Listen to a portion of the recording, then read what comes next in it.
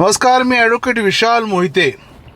आता ऐकलं की धर्मेंद्र प्रधान यांनी राजीनामा दिला आणि तो दिपके म्हणतो की कॉकरोच से पंगा मत लेना, सुबह हो गई मामू, अभी तो ये शुरुआत है.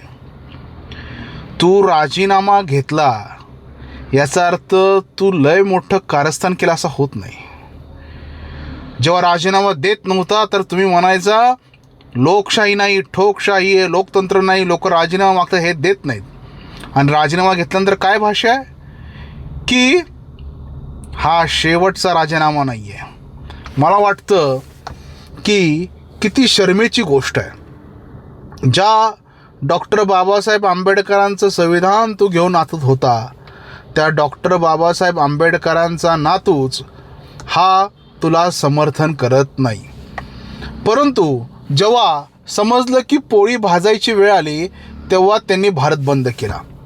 मला वाटतं प्रत्येकजण आपल्या पद्धतीनं आपली पोळी भाजण्याचं काम करत आहे. परंतु अभिजित दिपके आणि समस्त लोकांना सांगायचं आहे, हे मोदी सरकार आहे, हे सरकार तेवढ्याच ताकदीनं काम करतं आहे. हरकत नाही, मागणी होती ते अयोग्य होतं, तर समर्थन कदापि करता येणार नाही पण राजीनामा दिला. याचा अर्थ पुढं जर तुम्ही कॉकरोच गांडुळासारखी पुढे वळवळ करायला लागणार असाल तर त्याला धडवून शिकवण्याचं सामर्थ्य सुद्धा आमच्यासारख्या देशभक्त नागरिकांमध्ये. आता पण काही कमेंट केली नव्हती, मला वाटलं विद्यार्थ्यांचं आंदोलन आहे, पण हे आंदोलन विद्यार्थ्यांचं नाही आहे. हे आंदोलन खऱ्या अर्थानं लाल ढेकणांचं देशद्रोही कृत्य करणाऱ्यांचं आहे.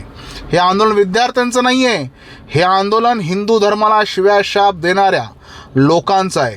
हे आंदोलन विद्यार्थ्यांचं नाही आहे, हे आंदोलन नक्षलवाद्यांचं आहे. हे आंदोलन विद्यार्थ्यांचं नाही आहे, हे आंदोलन अशा अराजक माजवणाऱ्या लोकांचं आहे जो म्हणताय की भारत तेरे तुकडे होगे इंशाअल्लाह इंशाअल्लाह.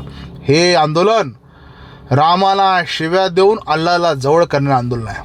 मला वाटतं सुजाण नागरिक आहोत आणि सुजाण नागरिकाने याची दखल घेतली पाहिजे की आगे और कुछ करून तरी बघ. अजून या देशातला देशभक्त नागरिक शांत आहे, तुझ्या माकडी लीला बघतोय. जेव्हा तुझ्या माकड लीला, माकड चेष्टा संपतील तेव्हा आम्ही आमचे दांडके जेव्हा बाहेर काढू ना तेव्हा तुला कळेल. परंतु आम्हालासुद्धा त्याच डॉक्टर बाबासाहेब आंबेडकरांच्या संविधानावरती विश्वास आहे, म्हणून आम्ही शांत आहे. आम्ही शांत आहोत याचा अर्थ आम्ही संत किंवा षंड नाही. लक्षात घे, हा महाराष्ट्र आहे. हा खऱ्या अर्थानं अभिजित दिपके तू जे चॅलेंज करतोय, वारंवार चॅलेंज करतोय, हे तू फक्त मोदी सरकारला चॅलेंज करत नाही तर तू लोकशाही व्यवस्थेला चॅलेंज करतो. तुझ्या पार्श्वभागात जर दम असेल आणि तुझ्या आकांच्या त्या खुजलीवाल आणि आपच्या पार्श्वभागात दम असेल तर तू इलेक्शन लढ, पुढं ये आणि करून दाखव ना. करायचं नाही. आता कळालं आहे मोदी सरकारला हरवता येत नाही म्हणून अशा स्वरूपाचं कुबांड रचलं जातं आहे. परंतु फॉरेन कॉन्ट्रिब्युशन रेग्युलेशन ॲक्ट हा आलाच पाहिजे. NGOला जी फंडिंग होते ती अतिशय चुकीच्या पद्धतीने फंडिंग होते. विदेशातून जो लाखो रुपये पैसा येतो तो नक्षलवादी माओवादी कारवाईसाठी वापरला जातो आणि त्याला काट टाकणार सरकार होतं, म्हणून हे सर्व षडयंत्र रचलं गेलं.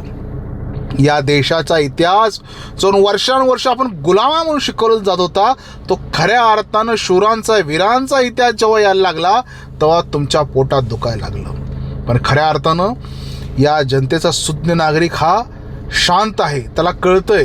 पण आगामी काळात अशा कुठल्याही प्रकारच्या आंदोलनामध्ये सुजाण नागरिक सुज्ञ नागरिक सहभागी झाले नाही. त्यामध्ये कोण होते? मेरा लिंग मेरा अधिकार, अरे ही काही संस्कृती आहे का आपली? त्यामध्ये कोण होते? महिला पोलिसांना कशा अर्वाच्य भाषेमध्ये कसे हावभाव करत होते तेही लोकांनी पाहिलं. लक्षात घ्या, अराजकता माजवण्याचा प्रयत्न केला आणि या देशाला जर नेपाळ आणि बांगलादेश बनवण्याचा प्रयत्न केला तर तुमच्या पार्श्वभागात दम असेल तर करून दाखवा. आमच्यासारखे सच्चे देशभक्त नागरिक त्याच तोडीनं तुम्हाला उत्तर देतील. अजून आम्ही आमच्या काठ्या काढल्या नाही. ज्यावेळी काढल्या ना, म्हणजे दिल्ली पोलिसांचा तो डेमो होता, खरा पिक्चर आम्ही दाखवू. जर अराजकता या देशामध्ये हुकुमशाही आणण्याचा प्रयत्न केला, हा देश कुठल्या माओच्या विचाराने चालणार नाही, तर हा देश स्वामी विवेकानंद असतील, हा देश खऱ्या अर्थानं या मातीतल्या विचारानं चालणारा देश आहे. त्यामुळे बी केअरफुल. जर अराजकता मानण्याचा प्रयत्न केला तर आमची दांडकी बाहेर काढायला वेळ लावू नका. धन्यवाद.